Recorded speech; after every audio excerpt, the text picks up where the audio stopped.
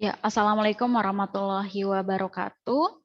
Bertemu lagi ya dengan saya pada mata kuliah analisis perancangan perusahaan. Untuk kali ini pembelajarannya kita analisis mengenai aspek hukum ya.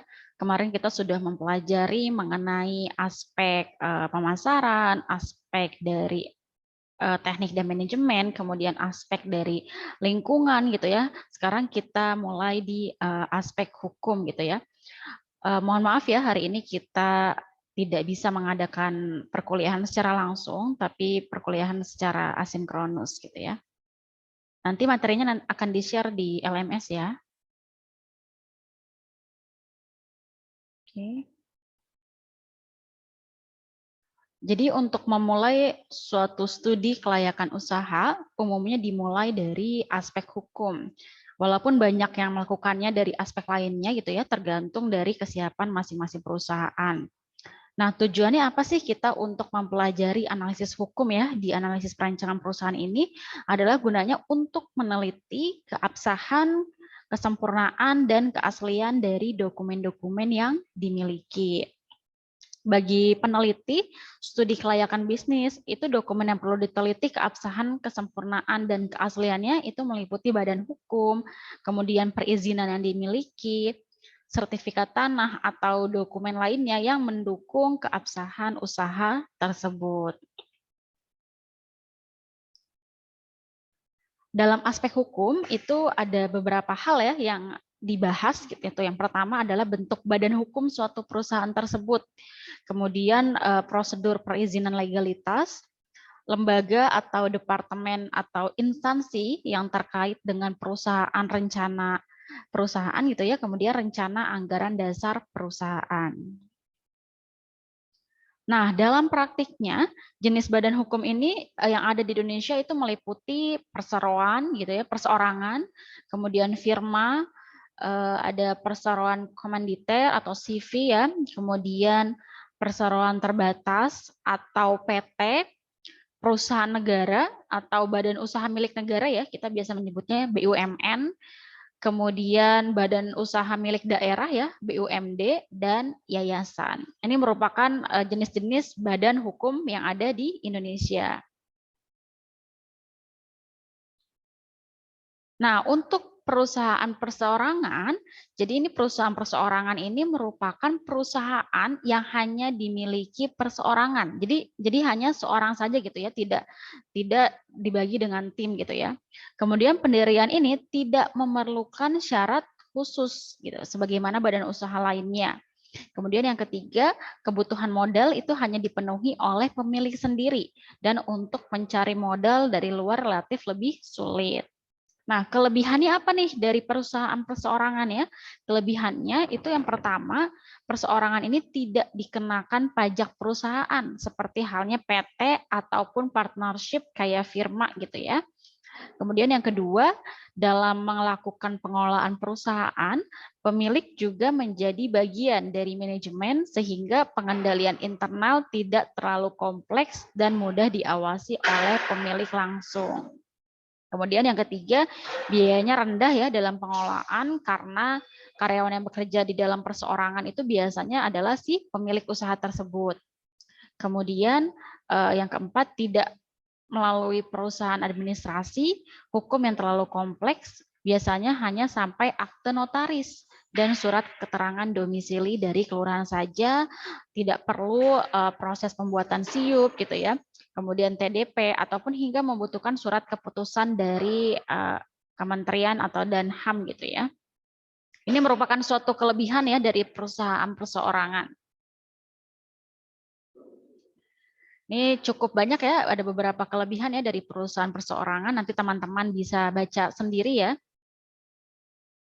Oke, selain kelebihan pastinya juga punya kekurangan ya. Yang pertama, tanggung jawab pemilik itu tidak terbatas. Jadi artinya seluruh kekayaan pribadinya termasuk sebagai jaminan terhadap seluruh utang perusahaan. Kemudian kedua, sumber keuangannya terbatas gitu ya. Karena kan tadi di awal biasanya kan dia modalnya itu semuanya sendiri gitu ya. Jadi pemiliknya itu cuma karena satu orang, maka usaha-usaha yang dilakukan itu untuk memperoleh sumber dana itu hanya bergantung pada kemampuannya. Terus untuk kesulitan dalam manajemen ya, semua kegiatan seperti pembelian, kemudian penjualan, pembelanjaan, pengaturan karyawan, dan sebagaimana dipegang oleh seorang pimpinan. Ini lebih sulit ya apabila manajemen dipegang oleh beberapa orang. Kemudian kelangsungan usaha juga kurang terjamin. Kematian pemimpinan atau pemilik ini biasanya akan bangkrut atau sebab-sebab lain dapat menyebabkan usaha ini berhenti gitu ya kegiatannya. Oke, untuk contoh badan usaha perseorangan itu misalnya nih sebuah perusahaan perseorangan ini punya usaha kecil gitu ya atau UKM seperti laundry, bengkel gitu ya, rumah makan, salon kecantikan, persewaan komputer serta internet dan lain-lain. Nah, kemudian yang kedua ini ada firma. Firma itu adalah perusahaan yang didirikan oleh 2 orang atau lebih dan menjalankan perusahaan atas nama perusahaan. Jadi untuk mendirikan firma ya atau disingkat FA ini dapat dilakukan melalui 2 cara. Yang pertama melalui akte resmi yang proses selanjutnya sampai di berita negara gitu ya. Kemudian yang kedua melalui akte di bawah tangan yaitu kesepakatan antara pihak-pihak terkait. Nah, kelebihannya apa? Yang pertama, penguasaan terhadap keuntungan itu tinggi gitu ya. Meskipun nantinya tuh bakal dibagi gitu, dibagi 2 atau dibagi dengan dibagi 3 ya sesuai dengan anggota, dibagi dengan anggota kongsi yang lain gitu ya. Tapi keuntungan ini cukup tinggi. Kemudian motivasinya juga tinggi gitu, karena kan nggak cuma sendiri aja ya, tapi kita juga ada tim gitu yang pastinya harus bertanggung jawab dengan perusahaan yang kita dirikan gitu ya. Kemudian penanganan aspek hukum itu biasanya minimal. Jadi meskipun sedikit lebih rumit ya daripada perusahaan perseorangan tadi, tapi karena harus ada kesepakatan antara anggota kongsi. Nah, kekurangannya itu sering terjadi konflik biasanya nih, konflik antar anggota kongsi berkaitan dengan pembagian keuntungan gitu ya maupun strategis gitu ya. Kemudian tanggung jawab keuangan itu tak terbatas ya, namun sudah dapat dibagi dengan anggota kongsi yang lain. Kemudian keterbatasan kemampuan keuangan, namun sudah lebih baik dibandingkan dengan perusahaan perseorangan. Kemudian keterbatasan kemampuan manajerial dan kontinuitas kerja karyawan terbatas. Nah, ini merupakan contoh badan usaha firma ya, seperti firma hukum, kemudian firma akuntansi gitu ya.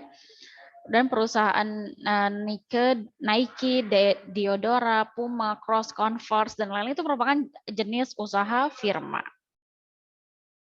Oke, kemudian ketiga itu ada perseroan komanditer atau komanditer finance cap gitu ya, CV gitu ya. Jadi CV ini merupakan persekutuan yang didirikan atas dasar kepercayaan.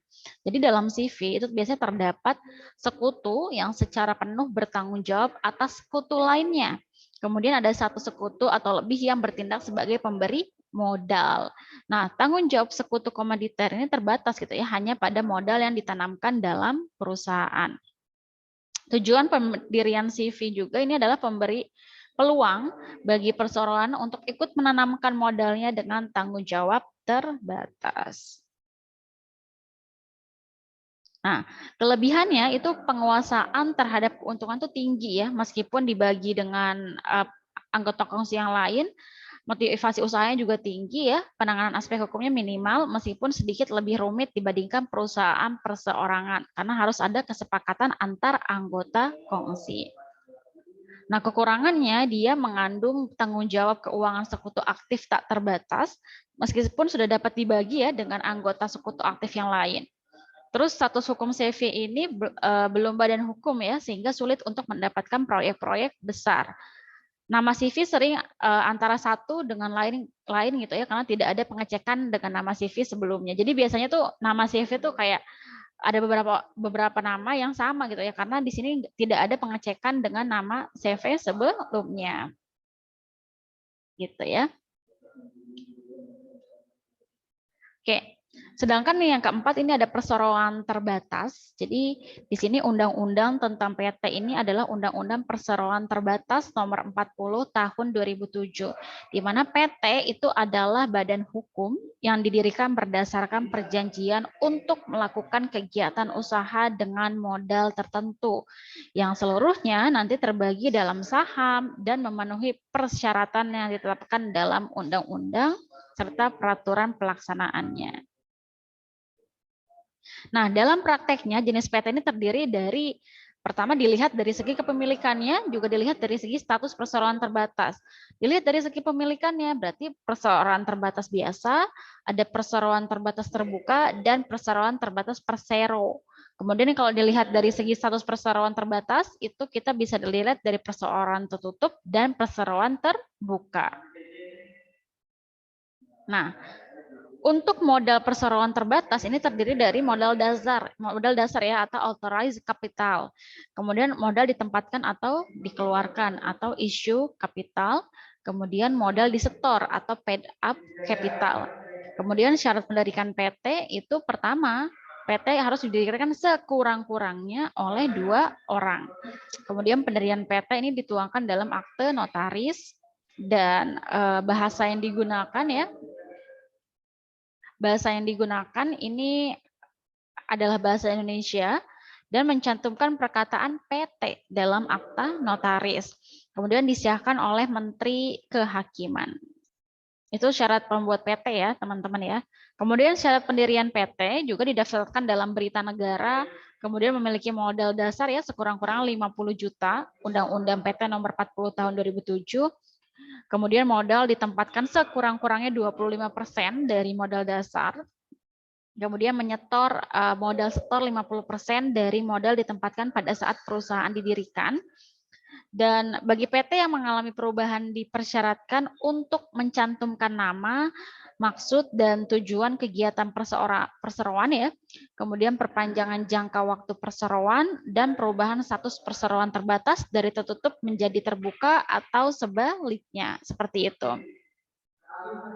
Nah, ini selanjutnya adalah hal yang perlu diteliti nih, khususnya berkaitan dengan keabsahan PT. Itu yang pertama wajib ada akte notaris ya, kemudian perlu adanya persetujuan Menteri Kehakiman, kemudian persetujuan pendaftaran di pengadilan setempat, dan diumumkan dalam Berita Negara Republik Indonesia. Nah, kelebihannya apa? Kelebihannya itu memiliki masa hidup yang tidak terbatas, kemudian pemisahan kekayaan dan utang-utang pemilik dengan kekayaan ya, dan utang-utang perusahaan, kemudian kemampuan keuangan yang sangat besar, kemampuan manajerial yang tinggi, dan kontinuitas kerja karyawan yang tinggi. Nah, sedangkan kekurangannya, pajak yang besar karena PT ini merupakan subjek pajak tersendiri ya, sehingga bukan perusahaan yang kena pajak, tetapi dividen yang dibagikan kepada pemegang saham. Nah, penanganan aspek hukum yang rumit karena dalam pendirian PT ini memerlukan akte notaris dan izin khusus untuk usaha tersebut. Kerahasiaan perusahaan kurang terjamin karena setiap aktivitas perusahaan itu harus dilaporkan kepada pemegang saham. Nah, kemudian ini kelima ada perusahaan negara. Perusahaan negara itu adalah perusahaan yang didirikan berdasarkan undang-undang. Modal untuk mendirikan perusahaan negara ini adalah kekayaan negara yang dipisahkan dan tidak dipisahkan atas saham. Pengadilan negara ini dipimpin oleh seorang kepala ya atau direksi yang diangkat oleh pemerintah. Kemudian ada juga perusahaan daerah, di mana perusahaan daerah ini merupakan perusahaan yang didirikan dengan satu peraturan daerah. Modal seluruh atau sebagian besar ini milik pemerintah daerah yang dipisahkan kecuali dengan ketentuan lain dengan dasar undang-undang. Kemudian pimpinan perusahaan daerah diangkat oleh kepala daerah. Kemudian yang ketujuh ada yayasan ya. Jadi pendirian yayasan ini didasarkan atas PP nomor 63 tahun 2008 tentang yayasan ya. Jadi yayasan ini merupakan badan usaha yang tidak bertujuan untuk mencari keuntungan dan lebih menekankan usahanya pada tujuan sosial. Nah, yayasan ini memiliki pengurus dan harta milik pengurus yang dipisahkan dari harta yayasan. Nah, ini merupakan jenis-jenis izin usaha ya. Jadi banyaknya izin dan jenis-jenis izin yang dibutuhkan ini tergantung dari jenis usaha yang dijalankan. Jadi izin yang dimaksud ini adalah tanda daftar perusahaan ya atau TDP, kemudian nomor pokok wajib pajak atau NPWP, izin-izin usaha, dan sertifikat tanah atau surat-surat berharga yang dimiliki. Nah, ini izin-izin perusahaan lainnya ya harus segera diurus oleh pemilik sesuai dengan jenis bidang usahanya ya. Kalau SIUP berarti surat izin usaha perdagangan. Kemudian ada SIUI, itu adalah surat izin usaha industri. Kemudian ada izin usaha tambang, ada izin usaha perhotelan dan pariwisata gitu ya. Izin usaha farmasi dan rumah sakit ya, izin usaha peternakan dan pertanian, kemudian izin domisili ya, di mana perusahaan atau lokasi proyek berada, izin mendirikan bangunan, dan izin tenaga kerja asing jika perusahaan menggunakan tenaga kerja asing gitu ya. Baik, begitulah penjelasan mengenai materi dari aspek hukum ya, analisis perancangan perusahaan. Silakan teman-teman yang ingin bertanya, silakan tanya di grup ya, di grup WA ataupun bisa tanya di LMS gitu ya.